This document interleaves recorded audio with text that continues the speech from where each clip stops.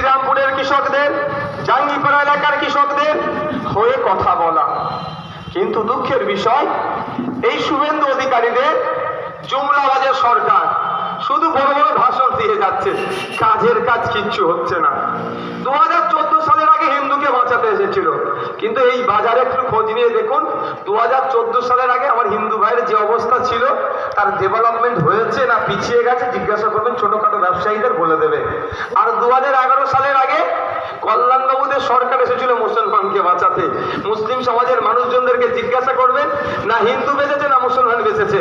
লাভ হয়েছে অমিত শাহজির ছেলে জয় শাহজির, ব্যবসায়ী 15,000 গুণ বৃদ্ধি পেয়েছে, আর মমতা ব্যানার্জির ভাইপো অভিষেক ব্যানার্জির তার সম্পত্তি রকেটের গতিতে বেরোচ্ছে। না হিন্দুর লাভ হয়েছে না মুসলমানের লাভ হয়েছে, ওর একজনের ভাইপোর লাভ হয়েছে, একজনের ছেলের লাভ হয়েছে। তাই বলি বন্ধুগণ, এই কৃষকরা, জাঙ্গিপাড়ার কৃষকরা, অযোধ্যা থেকে শুরু করে ফুরফুরা শরীফ থেকে শুরু করে শ্রীরামপুরের কৃষকরা ভোট দিয়ে পার্লামেন্টে কল্যাণবাবুকে পাঠিয়েছিল যে কৃষকদের হয়ে কথা বলা, যে পশ্চিমবাংলার কৃষকদের মাসিক গড়াই 7,000-এর নিচে, বিলো 7,000, এটাকে বেড়ে অন্তত যাতে ডবল হয়, 14-15,000 টাকা মাস গেলে যাতে কৃষকরা পরিবার কিছু ইনকাম করতে পারে, এর পলিসি ভারত সরকার যাতে নিয়ে আসে।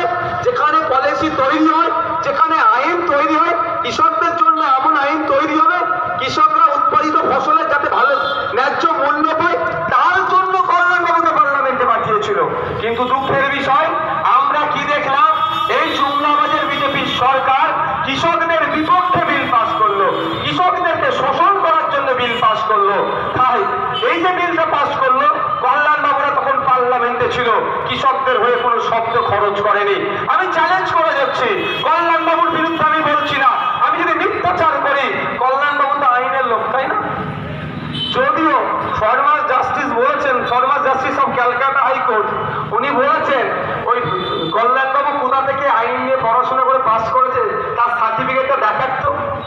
তার মানে এই জালিম পিএইচডির মতো কোন জায়গা থেকে পিএইচডি ডিগ্রি করেছে, যে ইউনিভার্সিটি থেকে পিএইচডি ডিগ্রি অর্জন করেছে, সেই ইউনিভার্সিটির পৃথিবীর ইতিহাসে খুঁজে পাওয়া যায় না। বুঝতে পেরেছেন তো? সেই প্রসঙ্গে আমি যাচ্ছি না, তারপরেও বলছি, কল্যাণবাবুকে আমরা পাঠিয়েছিলাম কৃষকরা আমাদের কথা বলার জন্য। পার্লামেন্টে যখন আমি কৃষক, আমার বিরুদ্ধে বিলটা পাস হলো, কল্যাণবাবুর কাজ ছিল উনি এমপি হিসাবে একাই ওখানে দাঁড়িয়ে পশ্চিমবাংলার কৃষক, ভারতবর্ষের কৃষক এবং শ্রীরামপুরের কৃষকদের কথা ভেবে আওয়াজ তুলে ওখানে বলা, স্পিকার সাহেবের মাধ্যমে শাসক দলকে বলা এই বিলকে প্রত্যাহার করতে হবে। এই বিল সেই নীলকর সাহেব আর নীল চাষীদের মতো যেভাবে ব্রিটিশ পিরিয়ডে নীল চাষীদেরকে শোষণ করা হতো, এই বিলগুলো আসলে বর্তমান কৃষকদেরকে শোষণ করা হবে। এই বিল আমরা মানব না।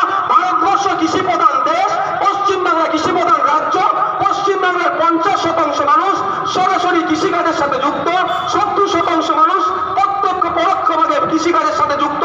সুতরাং এই বিল কৃষকদের স্বার্থে আঘাত হচ্ছে, এই বিল আমরা মানব না।